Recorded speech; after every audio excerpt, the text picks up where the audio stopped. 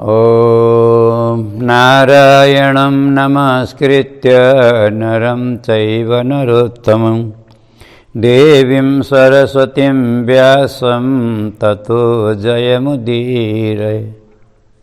श्री पुराण पुरुषोत्तम भगवान को आदरणीय भक्त सज्जन वृंद,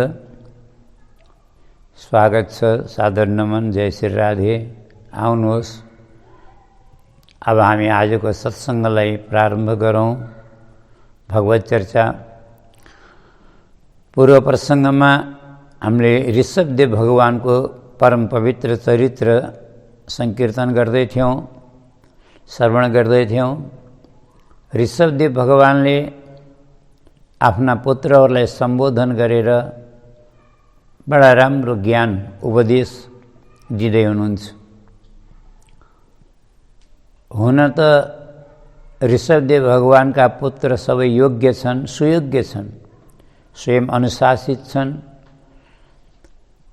पर सबै एकदम शीलवान, गुणवान, धर्मात्मा छन्। उपदेश गर्ने आवश्यकता छैन, तर पनि पिताको कर्तव्य हो पुत्रहरूलाई उपदेश गर्नु। एउटा कुरा। दोस्रो कुरा, पुत्रको ब्याजले सम्पूर्ण प्रजालाई उहाँले यो सन्देश दिनुभएको छ कि हर मनुष्यको कर्तव्य के हो। यो नरचोला हामीलाई अन्यान्य कुकुर सुँगुर जस्तो नारकीय प्राणीको जस्तो संसारको केवल विषय भोग्नको लागि, खाली आहार निद्रा भय मैथुनमको लागि हामीलाई प्राप्त भएको होइन। यो शरीरले तपो दिव्यम पुत्रकायेन सत्वम भन्नुहुन्छ ऋषभदेव प्रभु। दिव्य साधना गर्ने, तपस्या गर्ने, भगवानको भजन गर्ने, भक्ति गर्ने। अझ भगवानको भक्ति कसरी बढ्छ, भगवानमा प्रीति कसरी हुन्छ, यो पनि उहाँले बताउनु भयो। सबै कर्तव्यहरू बताउनु भयो, आचरणहरू बताउनु भयो र स्वजनहरूको कर्तव्य बताउनुहुन्छ।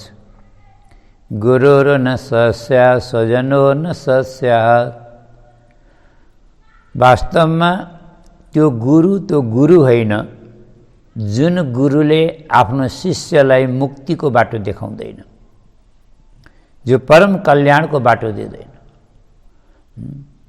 पिता न सस्या जननी न सस्या। त्यो पिता होइन, माता होइन, जसले आफ्नो सन्तानलाई सत्मार्गमा लगाउँदैनन्, राम्रो संस्कार दिँदैनन्, राम्रो शिक्षा दिँदैनन्, कल्याणकारी शिक्षा दिँदैनन्। अनि स्वजन भनेको भाइ बन्धु, दाजुभाइहरू। त्यो स्वजन पनि स्वजन होइनन्।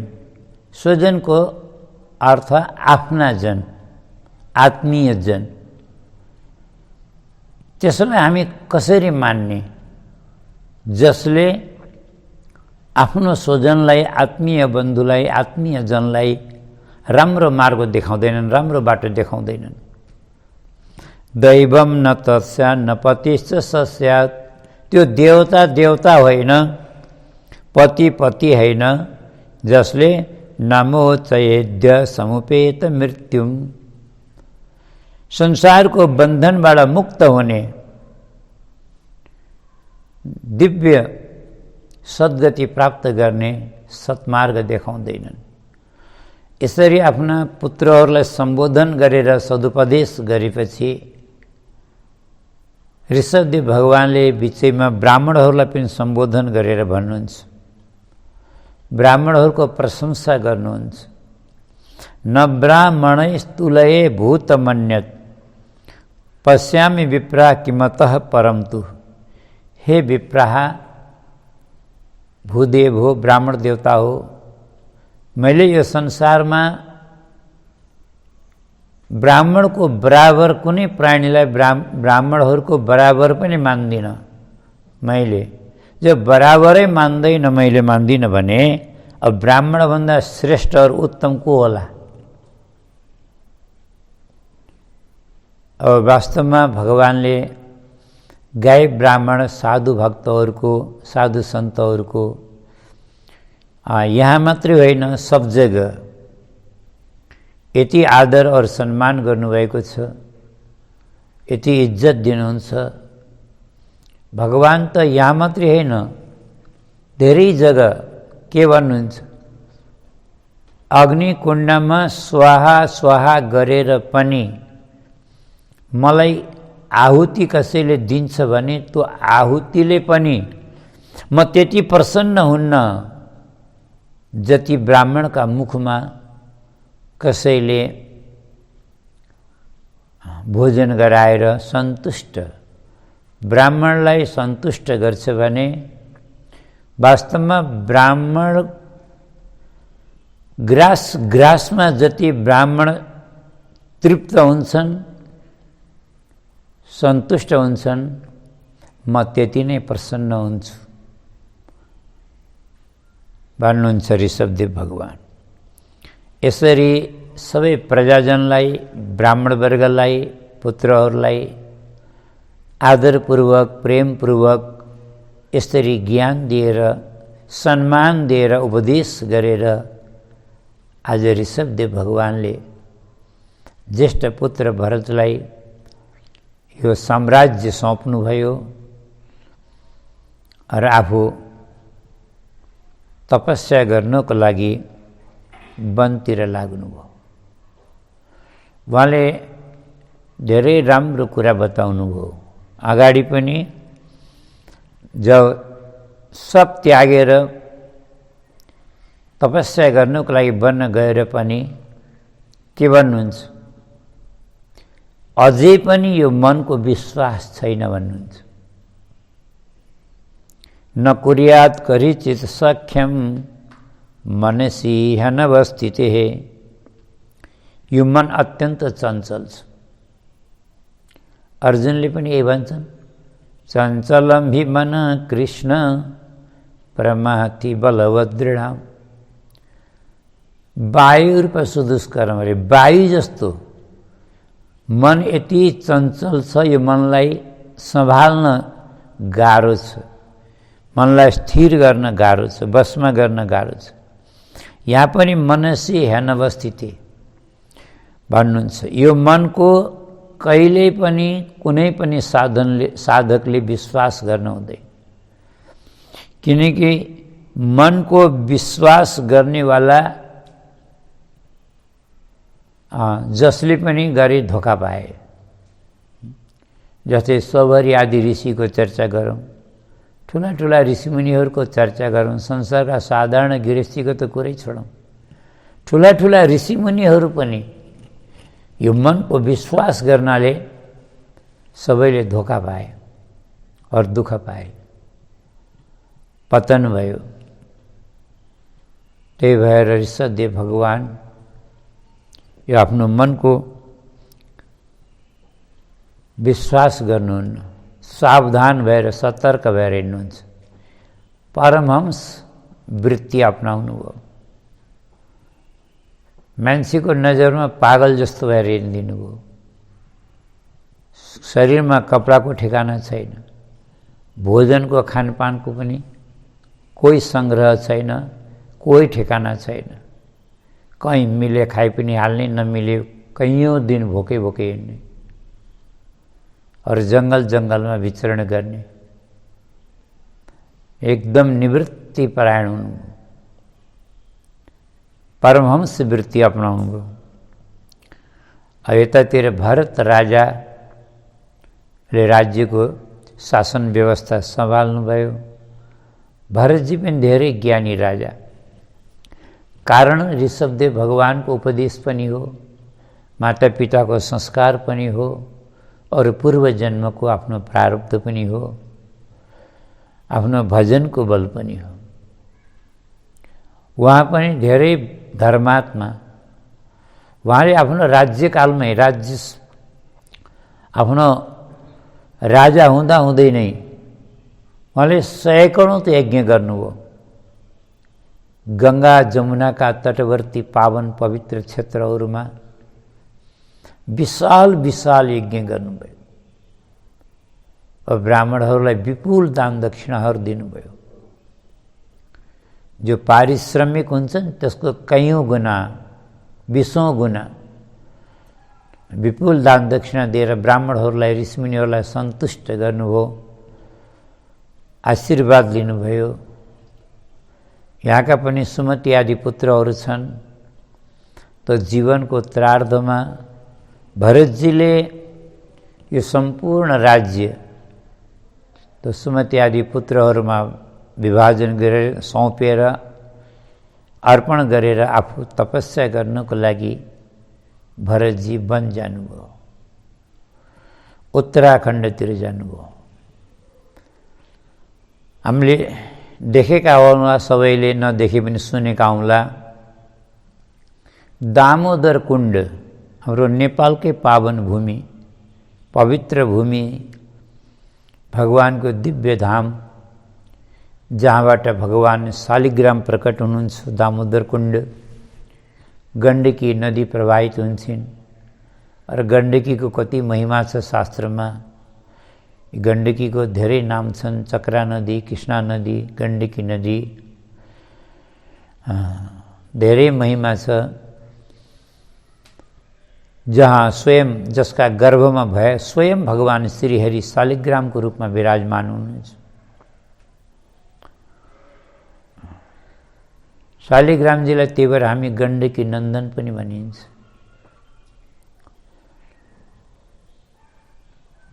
भगवान श्रीहरि शालिग्रामको रूपमा अब किन हुनुहुन्छ यो प्रसङ्ग यहाँको होइन, कहीँ समय मिले प्रसङ्ग आयो भने फेरि चर्चा गरौँला। यसको धेरै महिमाहरू महात्म्य छ। एउटा कुरा बताऊँ, यो कलियुगमा भगवानको प्रत्यक्ष रूपमा कुनै पनि अवतार छैन। हामीले जो बौद्ध अवतारै भन्छौँ सङ्कल्पमा, बुद्ध अवतार कलियुगको मान्छौँ, तर शास्त्रले बुद्धलाई पनि युगावतार मानेको छैन। बुद्ध भगवानलाई कलियुग र द्वापर युगको सन्ध्या मानेको छ। त्यही भएर सन्ध्यावतार भनेको छ, युगावतार नभनेर सन्ध्यावतार भने। द्वापरको र कलियुगको सन्ध्याको बेलामा, सन्ध्या बेलामा भएको छ। त्यही भएर सन्ध्यावतार भनिन्छ। और कल्की भगवानलाई पनि युगावतार मानिँदैन। कल्की भगवान पनि कलिको अन्तमा प्रकट हुनुहुन्छ। त्यही भएर सन्ध्याम्सावतार भनिन्छ। त्यही भएर प्रत्यक्षमा भगवानको कुनै पनि युगावतार छैन कलियुगमा। और अप्रत्यक्षमा भन्ने भने यो आचार्यहरूको मैले आज्ञाअनुसार निवेदन गरे हो। मैले गुरुहरूको वाणीको आधारमा भनेको। और अप्रत्यक्षमा भगवानका दुईटा अवतार छन् यो कलियुगमा। एउटा अर्चावतार, अर्को आचार्यावतार। अब स्वयं भगवानको श्रीमुख वाणी हो, सबैलाई विदित छ, आचार्यम माम बिजानियात्। और योभन्दा धेरै प्रमाण सायद दिइरहन पर्दैन होला। भगवानले आफ्नै श्रीमुखले घोषणा गर्नुभएको छ। भक्तिका जो प्रवर्तकाचार्य महापुरुषहरू हुनुभयो, भगवानले भन्नु ती सबै मेरा स्वरूप हुन्, मेरै रूप हुन्। तो भगवानकै अवतार मानिन्छ। त्यही भएर सब भगवानकै अवतार हुन्। चाहे कुनै पनि वैदिक सत्य सनातन सम्प्रदायका प्रवर्तकाचार्य, अहिले नाम लिएर त्यो पनि व्याख्या गर्न नथालौँ। दोस्रो अर्चावतार, जहाँ हामीले अर्चना गर्छौँ। अर्चावतार भन्नाले भगवान शालग्राम स्वयं प्रत्यक्ष भगवानको स्वरूप हुनुहुन्छ। त्यो भएर शालिग्राम नै अर्चावतार।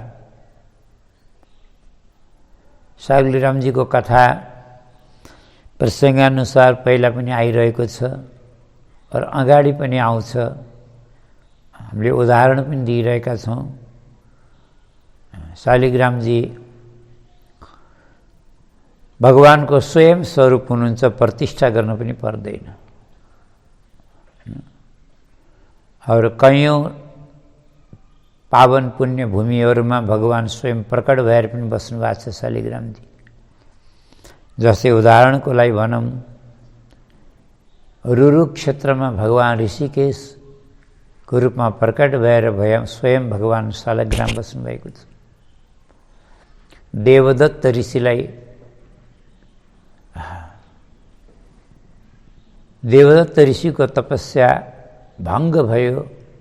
रुरु कन्यालाई दर्शन दिन पाल्नुभएको थियो। रुरु कन्याको इच्छाअनुसार, वरदान अनुसार भगवान ऋषिकेशको रूपमा स्वयं प्रत्यक्ष विराजमान हुनुहुन्छ। अनि शालिग्रामजीको अतिरिक्त अरू पनि भगवानका अर्चावतार, जस्तै नारायण थानमा भगवान नीलकण्ठको रूपमा विराजमान हुनुहुन्छ। शेषशय्यामा शयन गर्नुभएको छ।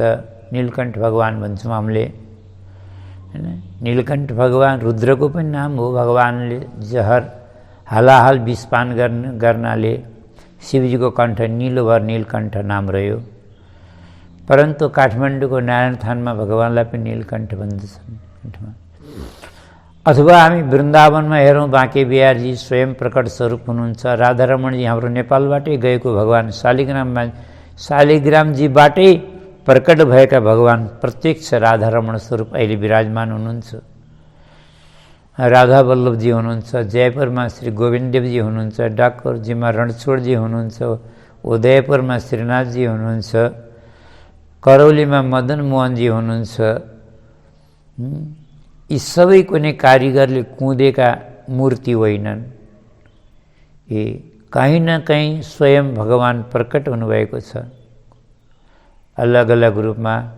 यी सबै भगवानका अर्चावतार मानिन्छ। आउनुहोस्, यिनी अर्चावतार र आचार्यावतारलाई हामी हृदयले नमन गर्दै अगाडि बढौँ। त भरतजी सायद त्यही भएर त्यो तपस्थलीमा, पुण्य भूमिमा गएर, पावन भूमिमा गएर तपस्या गर्नुभएको छ। पुलाहाश्रम भन्ने नाम छ त्यहाँ, आज पनि प्रसिद्ध छ गण्डकीको तटमा। एकान्तमा निवृत्तिपरायण भएर तपस्या गरेर, साधना गरेर बस्नुभएको छ। भगवान शालिग्रामको सेवा गर्नुहुन्छ। सेवा भावले उपासना गर्नुहुन्छ। आराधना गर्ने दुईटा पद्धति छन्। एउटा पूजा पद्धति छ, पूजाको भावले, एउटा सेवा भावले। अब हामीले यो पनि बुझौँ है, यहाँ कतिपयको विचारमा सेवा र पूजा भनेको त एउटा यो भन्ने होला, तर यसमा अन्तर छ। अब अन्तर के छ भनौँला। पूजा हुन्छ नियमले और सेवा हुन्छ प्रेमले। और नियममा र प्रेममा के फरक छ त्यो आफै विचार गर्नु है। उदाहरणको लागि यदि सुन्नै खोज्नुहुन्छ भने म सानो उदाहरण दिन्छु। सेवा भावले भगवानको आराधना विशेष गरेर वृन्दावनमा हुन्छ। अब नियम त यो हो, चाहे पुष होस् कि माघ होस्, भगवानको अभिषेक गर्छन् पुजारीहरूले। एउटा नियम हो। पञ्चामृतले स्नान गराएका छन्, वेदका मन्त्र पढेका छन्, पुरुष सूक्त पढेका छन्, अखण्ड जलधारा दिएका छन्। यो एउटा नियम हो। यो पनि नियम हो, सत्य हो, किनकि शास्त्रोक्त विधि हो, यही हो। परन्तु सेवा भावमा फरक हुन्छ। वृन्दावनमा जाडाका दिनमा भगवानलाई कसैले पञ्चामृतले पनि नुहाइदिँदैन, न ठन्डा जलले नुहाउँछन्। आफूलाई जाडो भयो भनेर बाथरुममा गिजलमा पानी तताएर नुहाउने, भगवानलाई ठन्डा जल ल्याएर सहस्र रेखा पुरुख सहस्राक्ष भन्दै आज धारा दिने। भगवान्लाई जाडो हुँदैन। अब हुन त ज्ञानीहरूको दृष्टिमा भन्नु होला भगवान्लाई के को जाडो हुने हो, यो गर्मी शरीर त भगवान्ले बनाएको, भगवान्ले त दावाग्नि मुन्जाग्नि विषाग्नि सबै पिइदिनुहुन्छ, अब आगो पिउने भगवान्लाई के को गर्मी हुने हो, हिमालयमा बस्ने भगवान्लाई के को जाडो हुने हो भन्नु होला। तर भक्तको मान्यताले मान्दैन। यही त छ धर्मात्मामा र भक्तमा फरक छ। समभूमिकत्व भक्ति मार्गमा ध्यान दिनु होला। समभूमिकत्व दुईटा अनौठा विलक्षण भाव हुन्छन् भक्तका। भगवान्लाई समकक्षमा उतार्छन्, माने जस्तै आफ्नो बालक छ नि त्यस्तै भगवान्लाई पनि जाडो हुन्छ, भगवान्लाई भोक लाग्छ, भगवान्लाई गर्मी हुन्छ। त्यो भएर जाडामा जानु वृन्दावनका मन्दिरमा प्राय हेर्नु होला मन्दिरमा भित्र हिटर चलाएका हुन्छन्, कसैले अँगीठी राखिदिएका हुन्छन्, भगवान्लाई सल गरम कपडा ओढाइदिएका हुन्छन्, गरम कपडा पहिराएका हुन्छन्, तातो जलले गुलाब जल मिसाएर नुहाइदिएका हुन्छन्। यो भाव हो। भगवान्लाई जाडो होस् कि नहोस्, परन्तु भक्तको भावमा जाडो हुन्छ। अब गर्मीमा हेर्नु भगवान्लाई मन्दिरमा कुलर चलाइदिएछ, पङ्खा लगाइदिएछ, अरू सक्ने भक्तहरूले एसी चलाइदिए।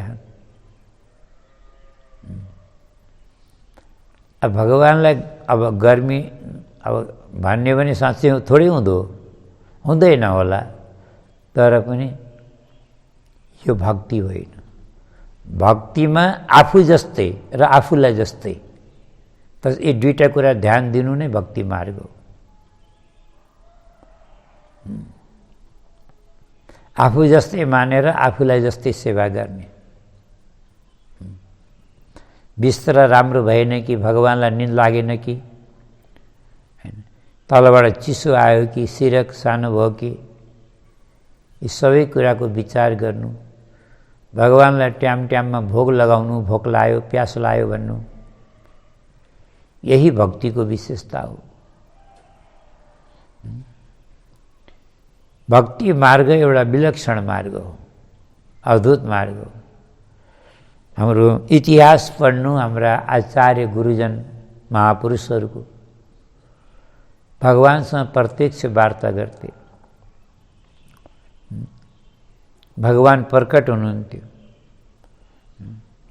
त त्यही भएर भरतजी त्यो सेवा भावले शालिग्राम भगवानको और सेवामा यति तल्लीन, होस छैन, शरीरको शुद्धि छैन, कतिखेर बिर्सन हुन्छ।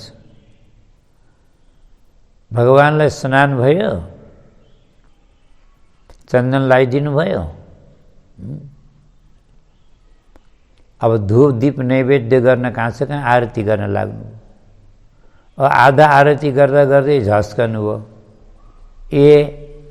मैले त भगवान्लाई धूप दीपै गरेन, नैवेद्य भोगै लगाएन। फेरि त्यो आरती एकतिर राखेर भगवानको धूप दीप नैवेद्य गर्न लाग्नु। यसैलाई भन्छन् एकदम सेवा भावमा तन्मय भएर सेवा भावले आराधना गर्दै हुनुहुन्छ। एक दिन गण्डकीमा स्नान गर्न जानुभएको थियो। स्नान गरेर गण्डकीमै उभिएर सूर्यनारायणलाई अर्घ दिँदै हुनुहुन्छ।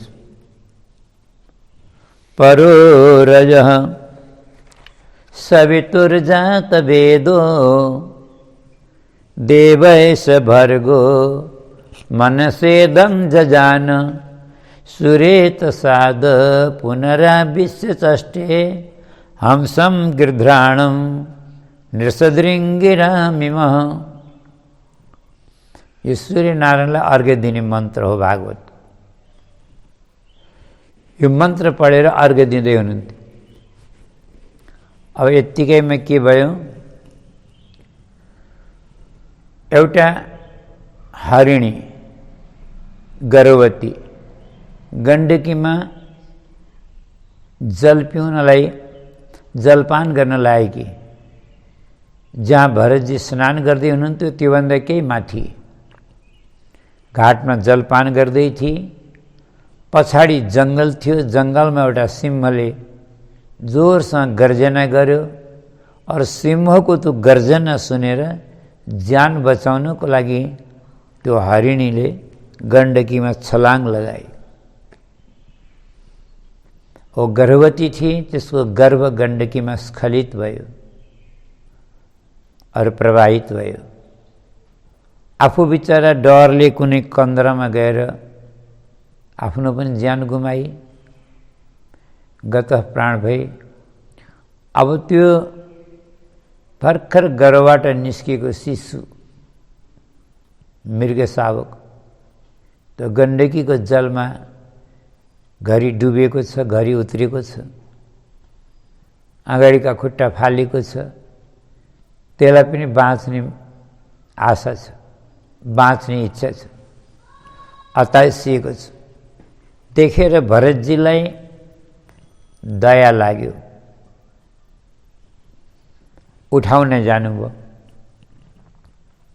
एक मनले त के सोच्यो, आफ्ना बच्चा त घर छोडेर आए, संसारको मोह माया त्यागेर आए, और जङ्गलमा साधु भएर भजन गरेर बसेको छु। अभी जानवरका, पशु पक्षीका बच्चाहरूलाई मैले कति माया गरेर बचाउन सक्छु, कतिलाई बचाउन सक्छु। आज एउटा बच्चा बचाएर भएन, यस्ताले कतिले दुःख पाए। हौस्, छोडिदिनु भयो। तर फेरि त्यो गण्डकीमा डुबेको देखेर, बच्चा आइटिएको देखेर मनले मानेन, फेरि माया लाग्यो। के सोच्नुभयो, दया धर्म न छाडिए जब लग घट में प्राण। भन्छ नि, जब तक यो शरीरमा प्राण छ तब तक दया गर्ने धर्म छोड्न हुँदैन। किनकि शास्त्रमा लेखिएको छ, दयाभन्दा ठुलो कोही धर्म छैन। हामीले धेरै पटक यहाँ वर्णन गरिसकेका छौँ देव भागवतको श्लोक हो, दया समम नास्ति पुण्यम र पापम हिंसा समम नहीं। दयाभन्दा ठुलो कोही धर्म छैन, कोही पुण्य छैन, र हिंसाभन्दा ठुलो कोही पाप छैन।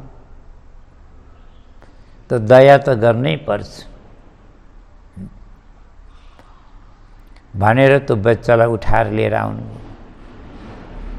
आश्रममा लिएर आउनु। हरियो हरियो दुबो ल्याएर चबाएर त्यो रस दुबाको मुखबाट त्यसको मुखमा चुसाउनु भयो। त्यसै गरेर त्यो बच्चालाई हुर्काउनु भयो। बाँच्यो बिचरा बच्चा, त्यो बाँच्यो, हुर्क्यो। त्यो मृग शावक। अच्छा, एउटा कुरा, यी बच्चा त जेका पनि राम्रा देखिन्छन् है। यसो हेर्दाखेरि कुकुर सुँगुरका पनि राम्रा देखिन्छ। मान्छेले कुकुरका बच्चा छाउरा पनि लिएर खेलाउँछन् कहाँ राखेर। बच्चा जेका पनि राम्रा, त्यसमा पनि मृगको बच्चा त झन् भन्नै परेन। मृग चञ्चल जात हो, बच्चा बडा राम्रो। माया गर्नुहुन्छ भरतजी, कहाँ राखेर खेलाउनुहुन्छ। यसको कोही छैन, म हुँ, अब मेरै बालक। किनकि आफ्नै आँखाले देख्नु भएको छ त्यो हरिणीको दशा, बिचरा कहाँ गएर मरी। जङ्गलमा रहने जात हो, बाघ भालुको डर छ। यसले त आफ्नो माता पिता सर्वस्व मैलाई मानिएको छ। त्यही भएर नाम पनि राखिदिनु ऋषि कुमार। टाढा खेल्न गएछ भने के खाउन पिलाउन पर्यो, आवाज दिनुहुन्छ, ए ऋषि कुमार कहाँ गयो यता भनेको दौडेर आउँछ। मान्छेको बालक जस्तै भाषा पनि बुझ्न थाल्यो। अनि कहिले झोलीमाला लिएर जप गर्न भजन गर्न बस्नु भएको छ, अनि त मृग आएर पछाडि आएर कन्याउन थाल्छ। कहिले आएर कहाँ बस्न खोज्छ। भन्नुहुन्छ भजन गर्न पनि दिन्न, कति बदमास हो, उता जा भन्नुहुन्छ। तँ गएर पर गएर बस्छ। बस्न त पर गएर बस्छ, तर हेर्छ उतैतिर ठुलो ठुलो। कतिखेर इसारा गर्नुहुन्छ र दौडेर गएर कहाँ बसिला भनेको छ। भरजी मनै मन प्रसन्न भएर के भन्नुहुन्छ, हेर्नु कति समझदार कति ज्ञानी हो। मान्छेका बच्चा पनि यति ज्ञानी हुन्नन् के। एक बार उता जा भन्दैमा कोही बच्चा जान्छ, खेल्न लागेका बच्चालाई यता भन्दैमा कोही आउँछ, कति दङ्ग्ल्याउँछन्। अरे पशुको भएर के गर्ने। बस एक बार आइज भने दौडेर आउँछ, जा भने वहाँ गएर पर गएर बस्छ। अच्छा फाइदा के भयो, त्यो त पर गएर बस्यो, पर भरजीको मन त उहीँ गयो। गर्दा गर्दै एक दिन कस्तो स्थिति आयो, पहिला पहिला जब ध्यान गर्न बस्नु त नि हृदयमा भगवानको झाँकी आउँथ्यो, भगवानको स्वरूप आउँथ्यो। अब आँखा चिम्लेर ध्यान गर्न बस्दा हृदयमा भगवानको झाँकी आउँदैन, त्यो हरिणको पाठो उफ्रिएको आउँछ। आँखा चिम्लेर ध्यान गर्दा हृदयमा त्यही उफ्रिया छ, त्यही देखिन्छ। आँखा खोलेर अगाडि हेर्दा पनि अगाडि आँगन त्यही उफ्रिरह। अब कहाँ त 24 घन्टा भजन हुन्थ्यो, मन भगवानमा लाग्थ्यो, भगवत चिन्तन हुन्थ्यो। अब त 24 घन्टा त्यो हरिणको पाठो मात्रै हुन्छ।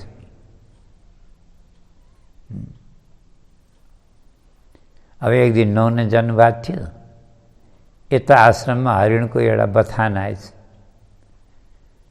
अब त्यो पशु भए पनि आफ्नो बथानलाई चिनो, यी त मेरा सजातिका यिनी हुन् भनौँ, आफ्नो जातिमा गएर मिसियो।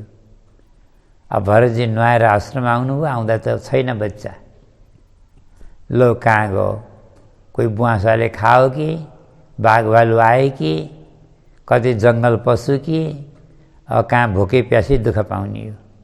ल अब यहाँ कति ठुलो फरक है।